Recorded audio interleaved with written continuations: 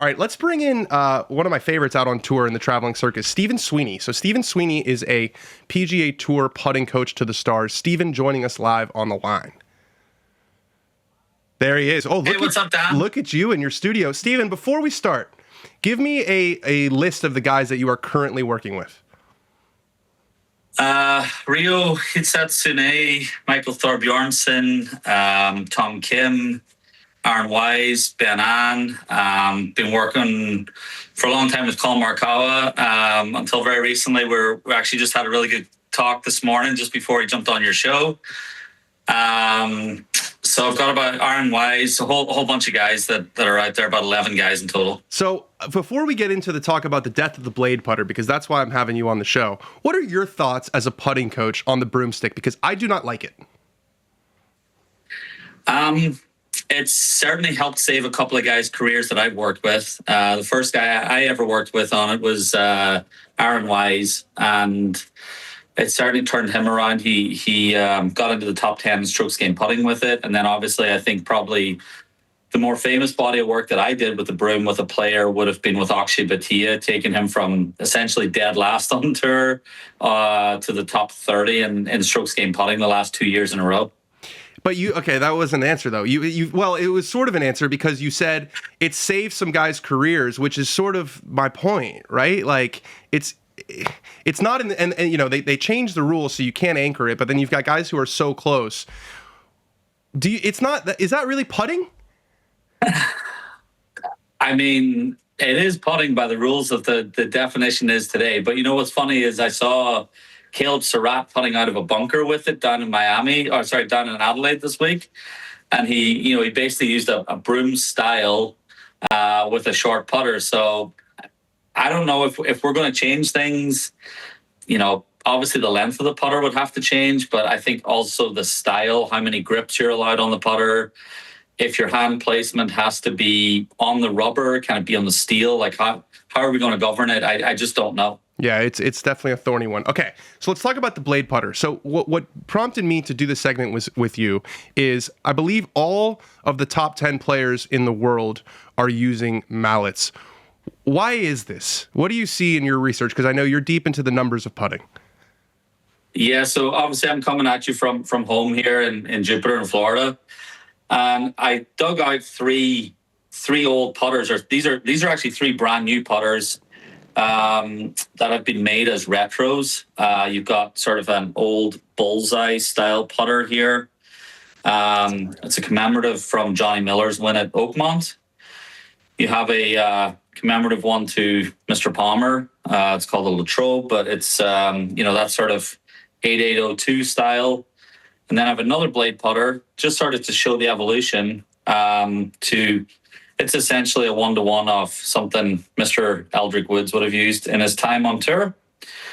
And I think the common thing with all of these putters are that, they have limited amounts of tech in them, and they all share a lot of toe hang. So toe hang for the average person is just how much does the face fall from square down to the ground when I let it go.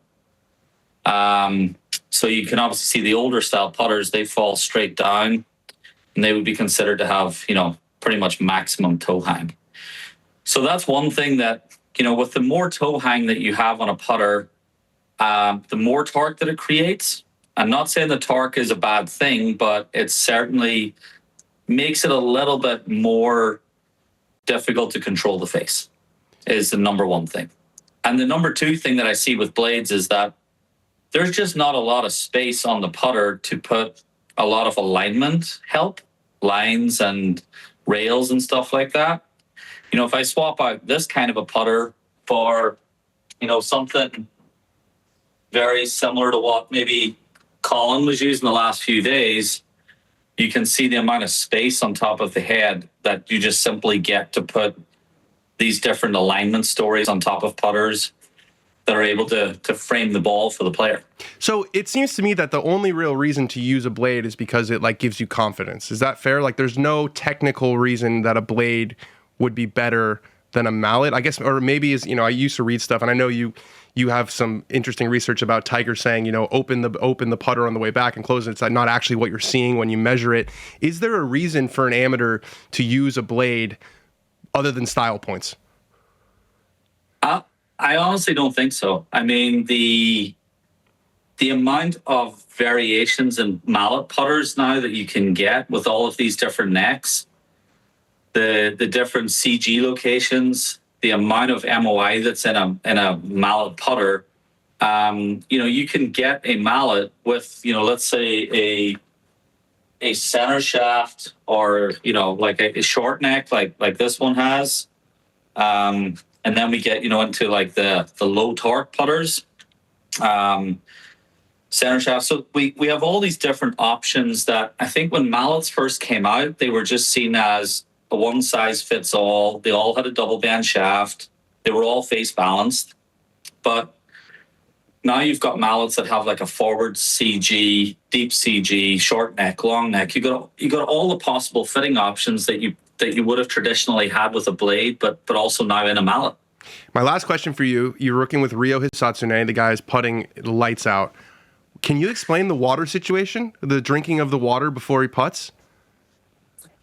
I had to ask him, does he swallow it, keep it in his mouth when he putts, the whole thing? And it's kind of funny. His caddy, Billy Spencer, told me that it started in France.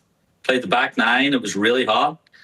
He had a drink of water before every shot. And I think he shot 29 on the back nine. And he was like, I guess this is my new pre-shot routine. So that's how it all started. And it keeps going that way.